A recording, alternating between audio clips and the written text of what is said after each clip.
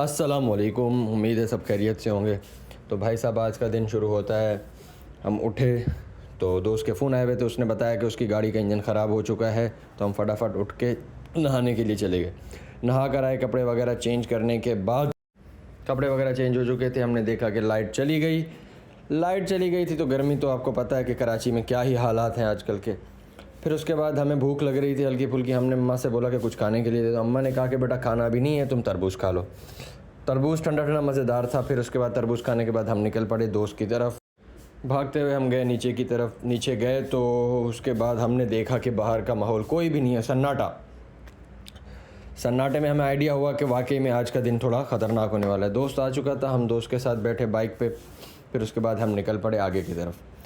थोड़ा सा आगे गए तो मुझे अंदाज़ा हुआ धूप को देखकर, काश मैं नहीं आता जिस तरीके की धूप थी। खैर, अब तो आ चुके थे, अब निकल पड़े हम वहाँ पहुँचे तो इंजन वगैरह उतारा जा रहा था और 4-5 लोग जो है ना घेरा हुआ था उन लोगों ने। मैंने पूछा कि भाई क्या क्या मामला थे। उन्होंने बताया कि भाई इसको बनने में 2 से 3 घंटे लगेंगे।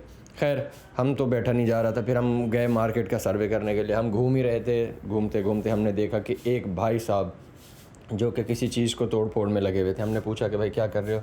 उन्होंने बताया कि ये चीज़ ख़राब हो चुकी थी, तो इसको तोड़ के इसके अंदर से कुछ निकाल के वो इस्तेमाल में लिया जाएगा। खैर, भूख लग गई, शाम तो हो चुकी थी। फिर हम गए बिरयानी खाने के लिए।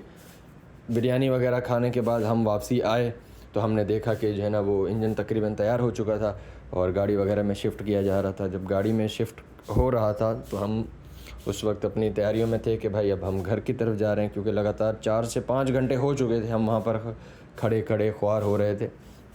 खैर, बड़ी मुश्किलों से उन लोगों ने शिफ्ट किया, क्योंकि बहुत वज़नी था। 7-8 बंदों ने मिल के शिफ्ट किया।